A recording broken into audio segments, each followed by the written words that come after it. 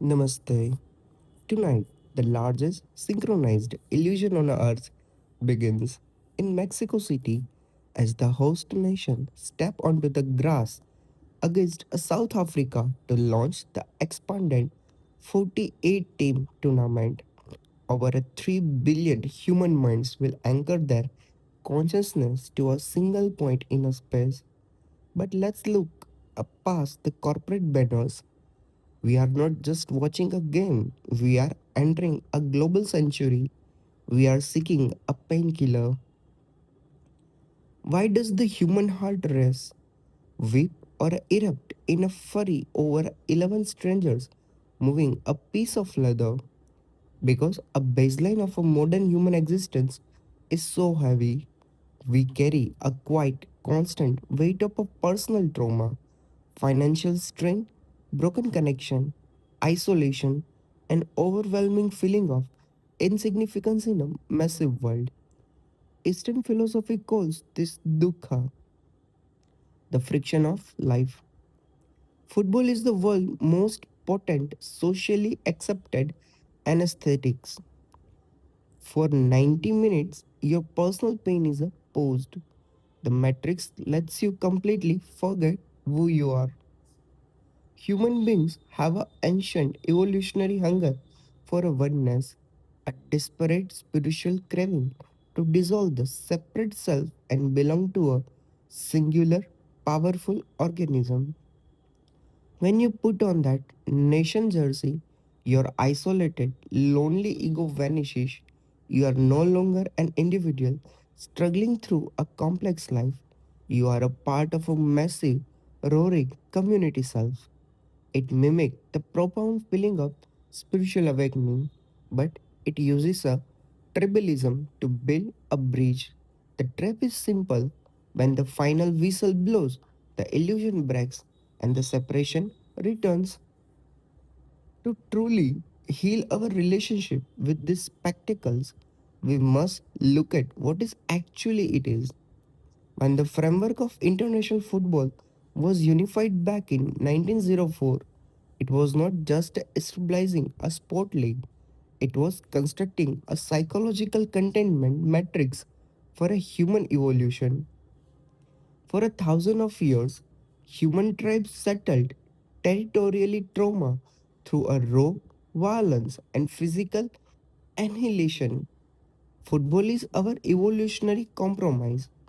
A sacred geometry was built, the precisely 105 by a 68-meter pitch, enforced by a system of absolute laws to transmute our primal urge for a war into a civilized, bloodless ritual. The jersey are a tribal flags. The referee is the high priest whose word is a law. The true objective is not entertainment, it is a global energy regulation. When billions of minds lock eyes on a single group match, like the immense pressure resting on a Group A and Group D right now, they create what an ancient tradition called an aggregate, a massive, distinct, collective consciousness field. The stadium become a energetic pressure cooker. A high-stake match is never won merely by a physical muscle or a tactile training. It is won by the mind that can inherit the crushing weight of this quantum field without snapping under the pressure. But this global ritual carries a deep shadow. We have built a digital Colosseum. The moment a player misses a critical shot or a drops a pass, the algorithm coordinates an instantaneous global wave of hatred. This is not just an internet commentary, it is a concentrated psychic attack. Millions of viewers completely unable to face their own internal failure and unhealed life trauma project all their personal self hatred onto a single scapegoat on a television screen.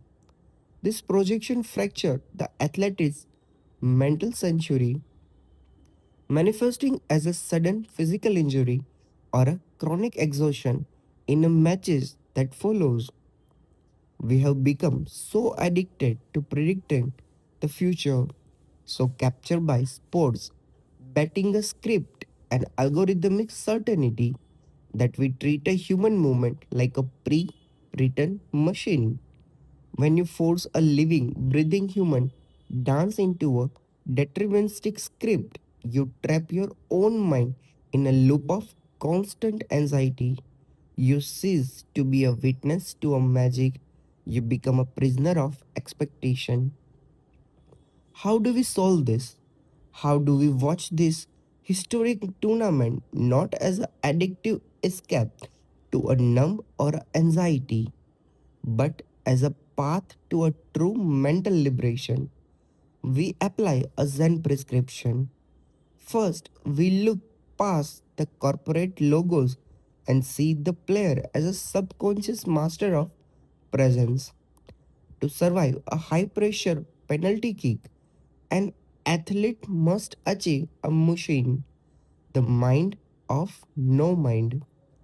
They must instantly drop their brainwaves from a panicked beta frequency into a calm, focused alpha waves. They detach from the ego, filter out the 8,000 screaming judgments, and act out of pure, untamed pressure. They prove to us that even when the entire stadium is shaking, the center of mind can remain completely still. The Zen viewership framework. Let's discuss some pillars, some mindful practices, and what's the result of that practice. First, unattached observation. Patiently appreciating a beauty of movement, but understand a final score has a zero authority over your intrinsic self-worth. Permanently, that breaks the volatile cycle of external validation and sudden emotional collapse. Second, transmuting the mob. The moment a player makes a devastating mistake on a screen, consciously refuse to join the toxicity, intentionally send them a silent empathy that actually gives a cleanses of your own digital footprint, trains the mind to break the habit of projecting a self blame. Third, a somatic grounding. Use the movement of highest match tension to check in with your own body. Take a deep, rhythmic breath every time the whistle blows. Convert an addictive screen distraction into a real time physical meditation that calms your nervous system. The World Cup cannot heal a human suffering. No border, no gold trophy, and no spectacular goal can ever fill the void of an unexamined life. If you are waiting for 11 strangers to win a game on another continent just so you can feel complete, you have chained your inner peace to a wheel of endless anxiety. But if you alter how you look at the game, if you drop the flags, dissolve the illusion of us versus them, and use this massive global alignment to practice unconditional presence and profound empathy for the human soul on that grass. The stadium ceases to be an escape, it becomes a temple. Watch the beautiful game, but remain the unmoving center. Be the master of the ritual, not its servant. Stay grounded, stay conscious, stay zen. Happy FIFA. Thank you.